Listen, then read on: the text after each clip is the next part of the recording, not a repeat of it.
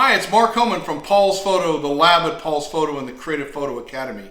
It's day 392 of our Be Creative series. I want to remind you about tomorrow.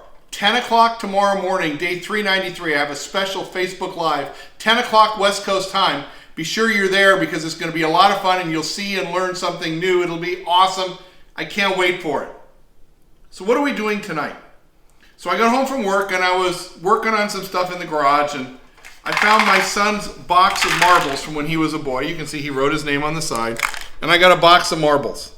No, and we didn't lose his marbles. So a lot of you have asked me, so Mark, show us the whole shot from start to finish. So it started with the marbles. What am I going to do with the marbles? I want to see the light coming through the marbles. So I put the marbles, I've got a glass cooking dish right here, and I threw a dollar bill in it. You'll see why I threw the dollar bill in a minute. I needed to suspend that to raise it so I could get light underneath it because I want through light. So I got 4 jars and then a piece of window glass. You've seen me use the window glass. It's from an old broken picture frame. So I threw the jars, the glass, the cooking glass. I put a lens cap here on the back to tilt the container, and I threw a dollar bill in. Why did I throw a dollar bill in? Because I wanted to make sure that I had the tripod set at approximately the right distance. And all I wanted to see was, okay, how much am I getting? I'm getting the right amount. That's cool. So I've got the Nikon Z7 II with the 105 macro lens with the ProMaster macro slider. We'll use the macro slider in a little bit. And the Gitzo tripod. So I've got the dollar bill. I've got the focus. I'm set there for size. Now I'm going to drop the marbles in. Kind of spread them out there so they're right where I want them. I got a lot of good color there. That's pretty cool. And now I'm going to turn on the light. So I've got the Litra Pro right here with a softbox on it. And this is going to be our main light as a backlight. Why as a backlight? Because I want the through light coming through the marbles. And we're going to start with that. And to do this, I have to turn out the house lights or turn them way down, right? So now I'm taking a look. Oh, okay. I want to go in a little closer. And this is the advantage of the macro slider. I just slide in, right? I'm going to focus right here on that red marble right there. See how it popped into focus? Look at that. So I'm aperture priority ISO 400. I'm going to go to f16 so I can get a good amount of depth of field. And remember, when you're shooting macro, your depth of field is reduced. So you have to be careful with that. You see this white marble right there? I don't like that one. It's here because it's too bright up in the corner. I'm going to grab a dark one, like this blue one right there, and put it right there. All right, no, wrong spot. It's right there. Awesome. Look at that.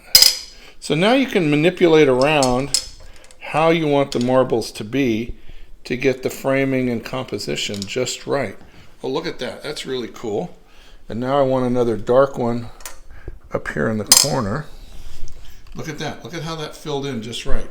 So now I'm going to focus and shoot here. And I've got one light source, right? The one light source is the through light. It's the backlight coming from behind. Now, I want some more excitement to the light. So what am I going to do? I'm going to turn on. I've got 2 of the Litra Pro torches here. And I still have the colored filters from last night's shoot. And you see how I bring those in from the bottom. That's red. This is blue. Right, so that's blue, this is red. And why do I like red and blue? Because they're primary colors and they're exciting. Now look what that did here, Cheryl. It didn't change it a lot.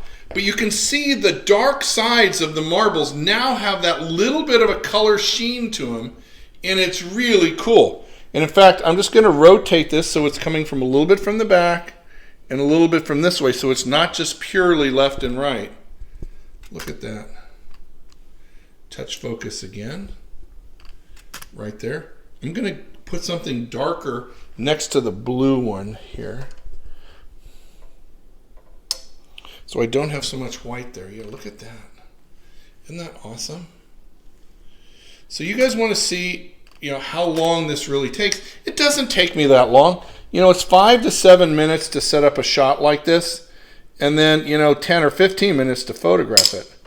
And I take longer than most to photograph because I want it just right. Look at that. Is that spectacular or what? And how long did this take to set up? How much gear did it take? Right? It takes a little bit. But now you can be creative for hours at a time. What else could we put in that dish? We could put some fruit in there. We could put anything that's translucent. How about the lily from last night in the water in the through light like this? That would have been cool. I wish I would have saved the lily instead of recycling her. But there's so much to do with the camera, and I can't wait to share it all with you. Mark Coman from Paul's Photo, the lab at Paul's Photo, and the Creative Photo Academy. Be creative, share your pictures, tell your friends. Have fun. We'll see you at 10 o'clock tomorrow on Facebook Live for a great, fun reveal.